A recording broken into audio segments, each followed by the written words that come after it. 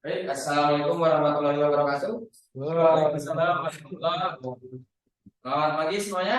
Udah makan belum? Belum. Yang belum makan nanti sudah makan dulu ya. Ya, Pak.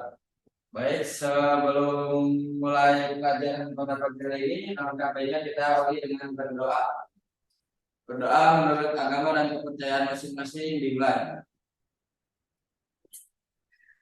Berdoa tidak dibatasi. Baik, ada yang tidak hadir kan? Enggak, Pak. Alhamdulillah, sehat semua ya, bisa masuk semuanya. Jadi dalam pertemuan hari ini saya akan membahas tentang las SMAW atau dalam singkatannya Sheet Metal Archaeology. Sebelum pada materi selanjutnya, saya akan memberikan informasi kepada anak-anak semuanya. Nanti kalian dibuatkan kelompok dengan maksimal 5 orang. Kan ini ada 32 siswa ya. Ya, Pak. Nah, nanti maksimal 5 orang. Nanti mau dipilih sendiri apa dari saya? Diri sendiri, Pak. Oke. Lebih baik begitu ya, nanti bisa kerjasama milik-milik teman ya, kurang lebihnya seperti itu nanti. Jadi siapkan apa kertas kalian buat menulis. Nah, untuk tugasnya nanti membuat presentasi yang lebih lengkap karena saya akan mempresentasikan hanya bagian-bagian kurang detailnya. Jadi kalian bisa menulis yang pentingnya, nanti langsung dibuat cerita, mungkin presentasinya minggu besok. Nah, mungkin kalian bertanya, apa sih Pak tes SMAW itu? Nah, tes SMAW adalah sebuah proses penyambungan logam yang menggunakan energi panas untuk mencairkan benda kerja dan elektroda. Biasanya energi panas yang di proses itu menggunakan arus listrik ya.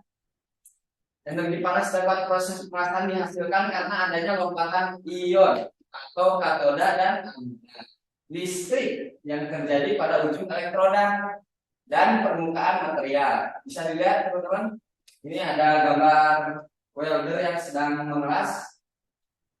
Oke, next.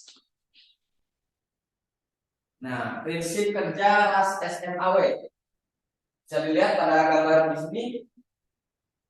Flux pada elektroda SMAW berfungsi untuk melindungi logam las yang cair saat proses pemelasan berlangsung.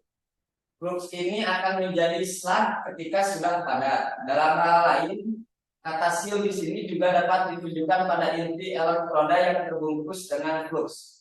Jadi flux itu bagian terluar elektroda yang berwarna abu-abu. Bisa dipahami teman-teman? Nah, oke. Kita lanjutkan kata meta, maksudnya adalah ini. Oke. Berapa logam atau batang konduktor yang kemudian mencair dan mengisi kolam las. Arts atau unsur mengacu pelepasan plasma yang merubah energi listrik menjadi panas.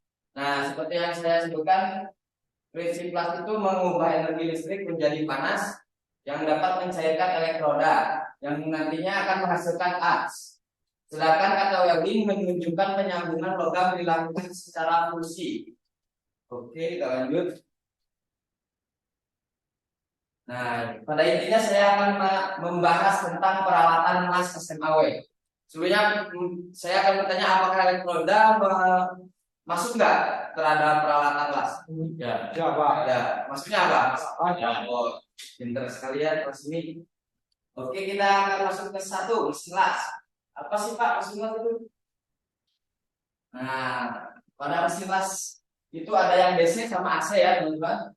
DC itu diperlukan adanya pertutupan pada mesin las dan elektrodanya karena memiliki dua kutub, yaitu kutub positif dan kutub negatif. Sedangkan untuk mesin las AC tidak memerlukan pengkutuban karena apa? Listrik AC itu berputar, arusnya bolak-balik, nggak seperti kayak DC. Nah, perbedaannya apa sih Pak? Kalau DC itu ada DC MP sama DC M. Nah, untuk DC MP itu elektron berbuatan ini DC M yang di atas ini elektronanya berbuatan negatif. Nah, kabel massa bermuatan positif disebut pengkutuban langsung. Nah, biasanya disebutkan dengan pengkutuban langsung atau DCEN. Nah, untuk DCEV elektroda bermuatan positif, jadi Nanti kabel positifnya itu yang menyambung pada elektroda dan masanya itu negatif. Terus disebut penutupan terbalik. Nah, secara ringkasnya kalian kalau ditanya DCN itu apa? Nah, dilihat aja elektrodanya nyambungnya negatif apa positif. Kalau negatif DCN, kalau positif ini. Nah, benar sekali Mas Gansar.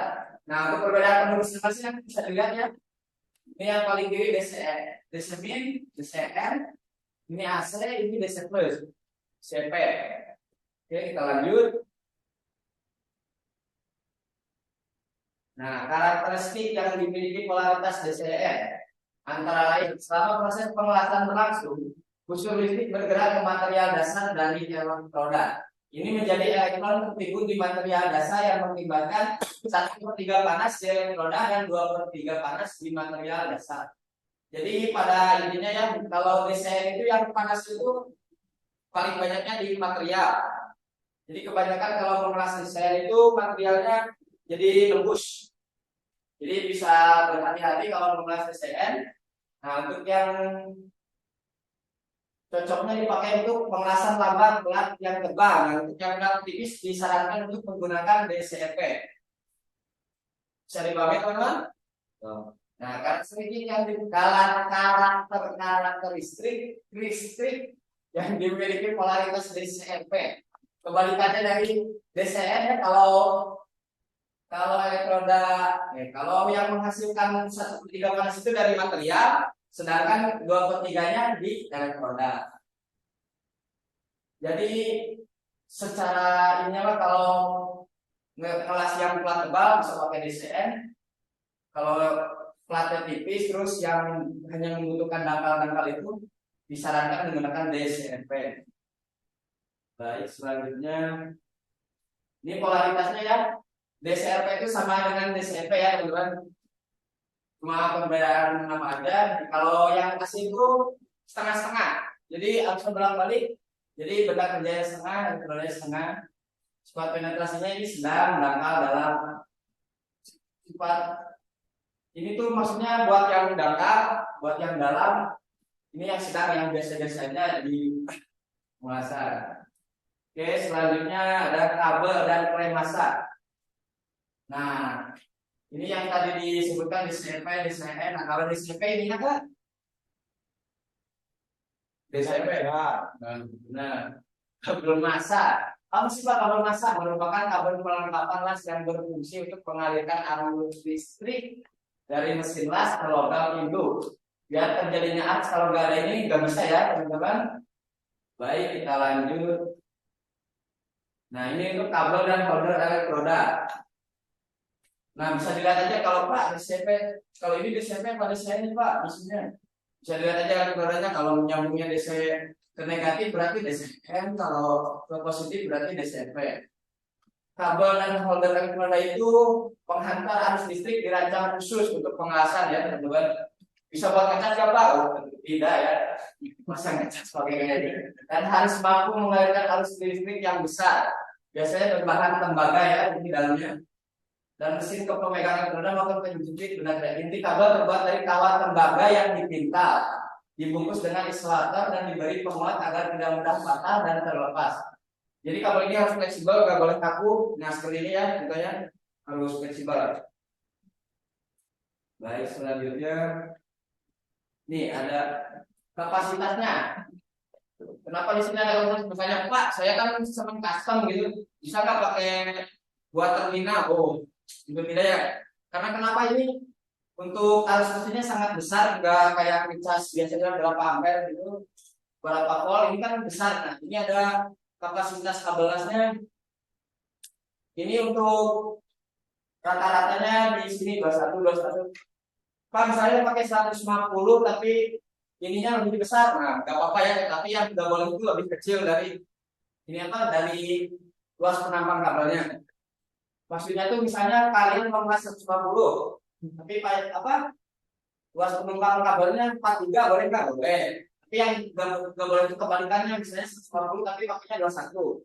Itu sangat tidak disarankan ya. Baik, yang terakhir ada posisi pengelasan. Nah ini bisa tambahkan nanti di materi kalian ya.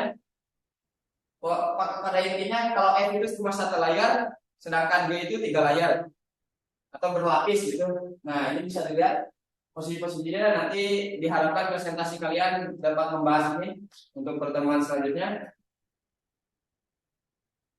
Baik, mungkin sekian ya yang bisa disampaikan. Ada yang ditanyakan sebelum menutup pelajaran pada pagi hari ini? Cukup ya. Baik, saya ingatkan lagi untuk minggu depan kelompoknya dipersiapkan presentasinya mengenai yang tadi saya jelaskan kurang lebihnya, dimohon agar lebih rinci lagi. Baik, karena tadi dimulai dengan doa, kita tutup lagi dengan doa. Sebelum mengakhiri pelajaran pada pagi hari ini, alangkah baiknya kita berdoa menurut agama dan kepercayaan masing-masing. Berdoa dimulai. Berdoa tidak dibatasi. Sekian dari saya, mohon maaf kurang lebihnya, mohon maaf. Wassalamualaikum warahmatullahi wabarakatuh. Waalaikumsalam warahmatullahi wabarakatuh.